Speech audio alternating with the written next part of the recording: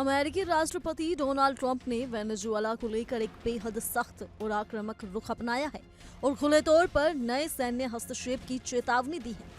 उन्होंने कहा कि अगर वेनेजुएला की अंतरिम सरकार अमेरिका की शर्तों और मांगों को पूरा करने में नाकाम रहती है तो वॉशिंगटन वहां हमलों की दूसरी लहर शुरू करने के लिए पूरी तरह तैयार है।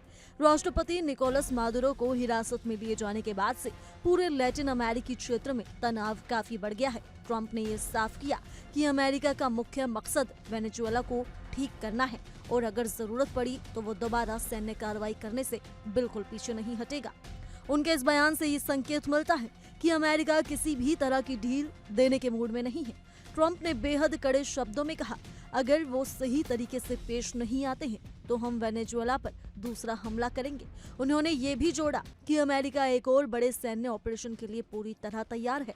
हालांकि उन्हें उम्मीद है कि हालात ऐसे ना बने कि दोबारा हमला करना पड़े।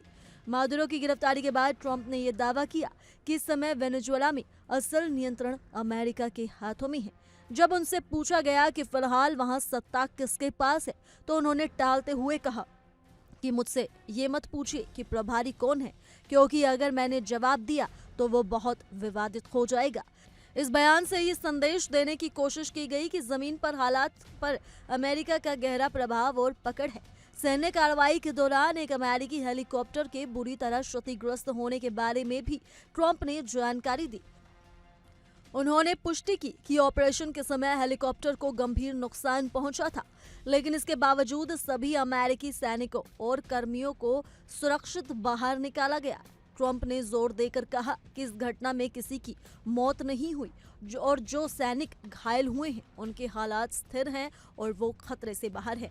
इस बयान के जरिए उन्होंने ये दिखाने की कोशिश की कि अमेरिकी सेना ने हालात को संभालते हुए ऑपरेशन को सफलतापूर्वक पूरा किया। वेनेजुएला की मौजूदा हालात पर बात करते हुए ट्रंप ने देश को लगभग एक मृत देश करार दिया। उन्होंने कहा कि वेनेजुएला की इस दुर्दशा के लिए कई सालों से चला आ रहा खराब शासन, गलत आर्थिक नीतियां और भारी कुप्रबंधन जिम्मेदार हैं। ट्रंप ने खास तौर पर वेनेजुएला के विशाल तेल भंडार का जिक्र किया और कहा कि अमेरिका को वहां के तेल और अन्य प्राकृतिक संसाधनों तक पूरी और खुली पहुंच चाहिए। उनके मुताबिक इस समय वेनेजुएला में तेल उत्पादन बेहद कम स्तर पर आ गया है और देश की अर्थव्यवस्था पूरी तरह चरमरा चुकी है। ट्रंप ने आगे कहा कि वेनेजुएला के टूटे हुए बुनियादी ढांचे को दोबारा खड़ा करने के लिए बड़ी अमेरिकी तेल कंपनियों से भारी निवेश की जरूरत है।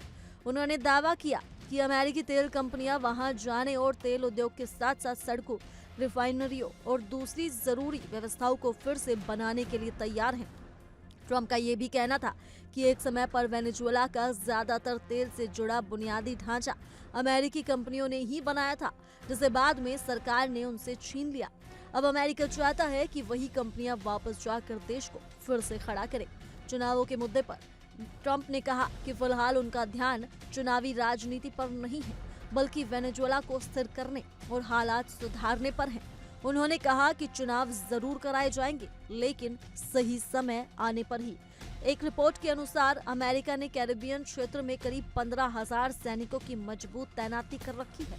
साथ ही ये चेतावनी भी दी गई है कि अगर अंतरिम राष्ट्रपति डेल्सी रोड्रिगेज अमेरिका की मांगों को नहीं मानती है तो वॉशिंगटन फिर से सैन्य हस्तक्षेप कर सकता है।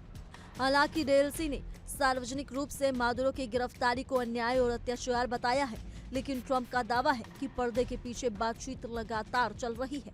उन्होंने कहा कि अमेरिकी विदेश मंत्री मार्को रूबियो ने रोड्रिगेज से बातचीत की है और इस बातचीत में उन्होंने कथित तौर पर कहा, आपको जो भी चाहिए हम करने के लिए तैयार हैं। ट्रंप ने यह भी कहा कि मौजूदा हालात में वेनेजुएला के नेताओं के पास वास्तव में कोई और विकल्प नहीं बचा है। इस पूरे घटनाक्रम के बीच वेनेजुएला की राजधानी काराकस में हालात बेहद तनावपूर्ण बने हुए हैं।